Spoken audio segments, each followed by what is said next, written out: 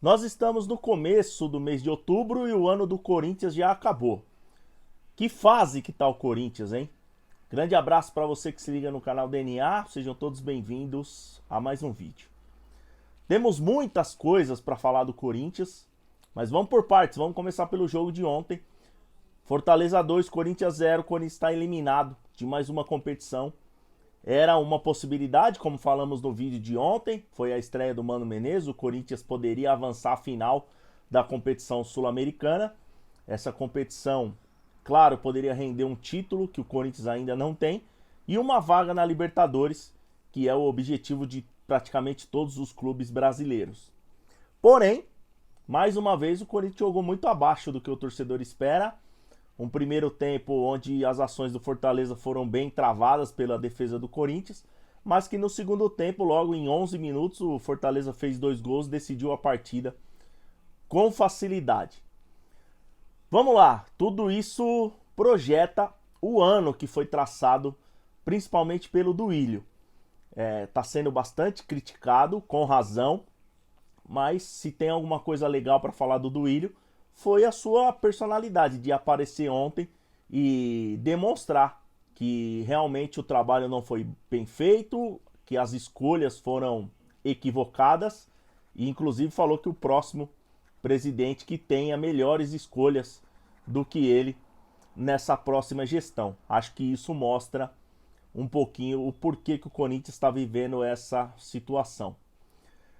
Foi um ano difícil, né?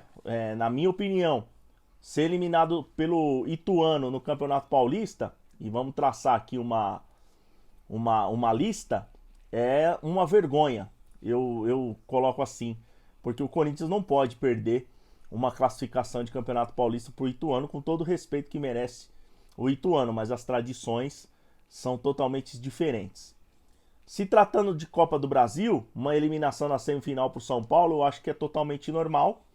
Faz parte, o Corinthians ainda venceu o primeiro jogo e tinha uma expectativa gigante. Lembrando que o Corinthians chegou na final da Copa do Brasil do ano passado também e acabou sendo eliminado pelo... Eliminado não, né? Perdeu a final para o Flamengo. Também coloco como uma vergonha a eliminação na fase de grupos da Libertadores. O Corinthians estava num grupo que não tinha tanta tradição assim.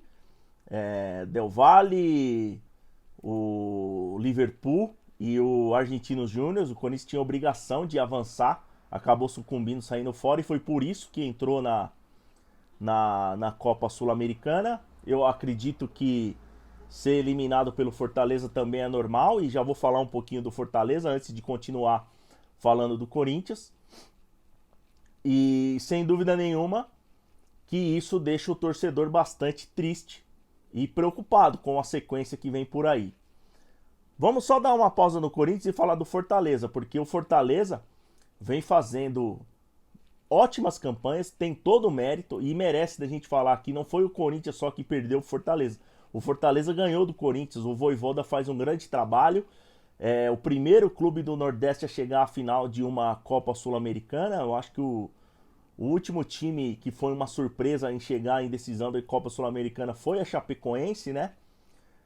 Lá em 2016, infelizmente depois aconteceu tudo o que aconteceu.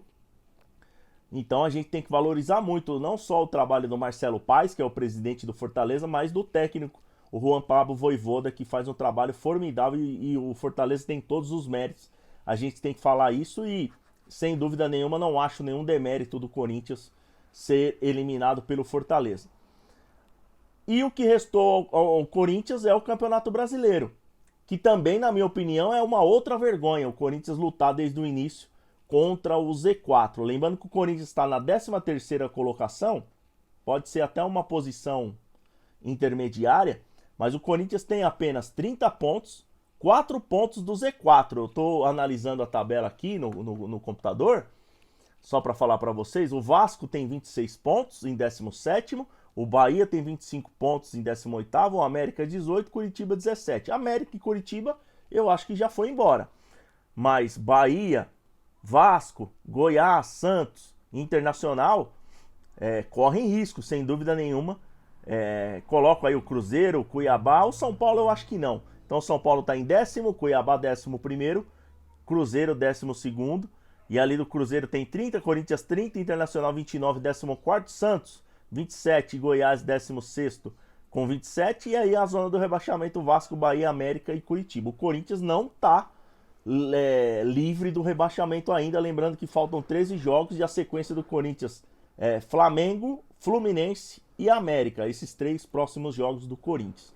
Então, o Corinthians vai ter que jogar a bola para não correr nenhum tipo de risco em relação ao rebaixamento. Eu acho que não vai cair, porém, ainda não está totalmente livre dessa situação que acaba assombrando aí o time de Parque São Jorge. Vamos lá, vamos falar um pouquinho do planejamento do Duílio. Nada mais, nada menos que 5 técnicos no ano. Podemos dizer 4 propriamente ditos, né? Fernando Lázaro, aí depois da saída do Fernando Lázaro, tivemos o Cuca, o Luxemburgo e agora o Mano Menezes. Fora o Danilo, técnico do Sub-20, que acabou ficando no banco, se eu não me engano, contra o Palmeiras. Então, praticamente 5 nomes aí no ano é totalmente fora de contexto. O Duílio realmente está, né, bastante perdido em relação a esse planejamento. Não traçou da maneira que tinha que ser traçado. E aí tem outras nuances aí nesse planejamento bastante falho do Corinthians. O Corinthians tem muitos jogadores veteranos. Claro, alguns ídolos da torcida, mas que a gente olha com frieza, não tem condições mais de jogar no Corinthians. Eu tô falando jogadores todos acima de 30 anos. Juliano, Gil, Fagner, Fábio Santos, Paulinho. Fora o Renato Augusto, né? Que também vive sofrendo com lesões. É claro que tecnicamente é acima da média, mas alguns jogadores aqui não estão entregando o que o Corinthians precisa e o que o Corinthians merece. E você manter jogadores veteranos por agradecimento, a gente sabe que isso é muito perigoso e o Corinthians está vivendo essa situação. Eu acho que precisa sim de uma reformulação.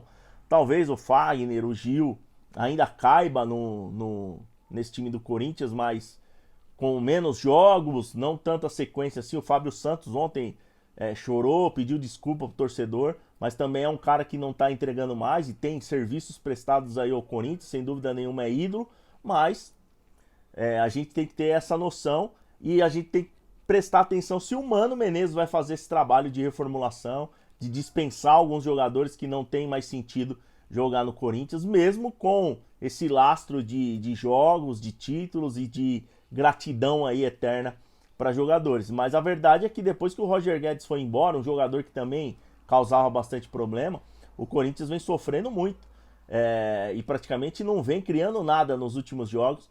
E acho que os últimos lampejos do Corinthians foi quando tinha Renato Augusto e Roger Guedes jogando juntos ali nessa sequência.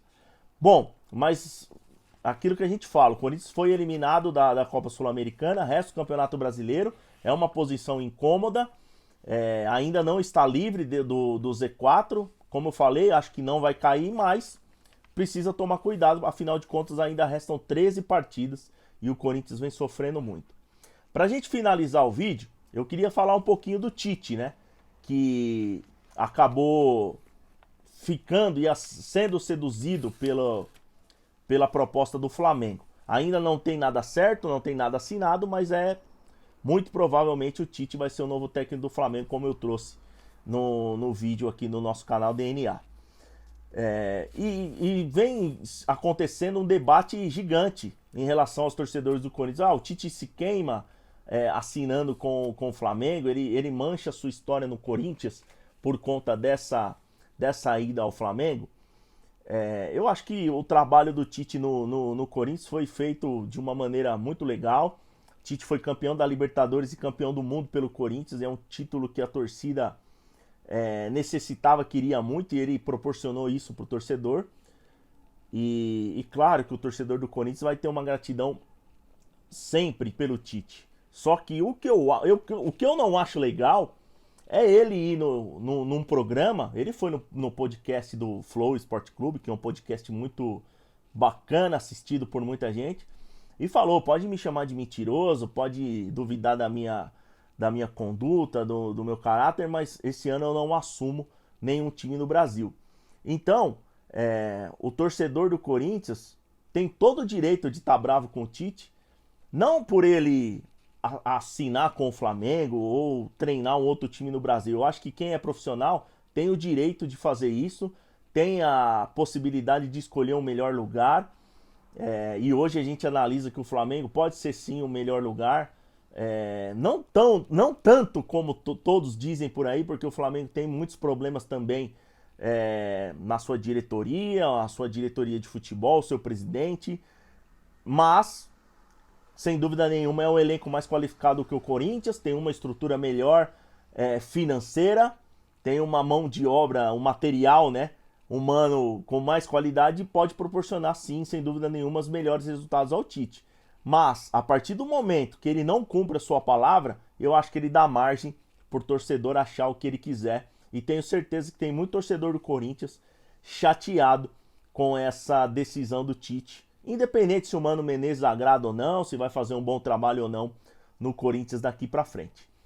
Afinal de contas, né, o Corinthians precisa trabalhar, o Mano Menezes precisa, ao mesmo tempo que faça uma reformulação para 2024, precisa ainda tomar cuidado com o que pode acontecer na sequência do Campeonato Brasileiro, porque 2023 ainda restam 3 meses, 13 jogos e o Corinthians está numa posição na tabela aí ainda um pouco incômoda, beleza?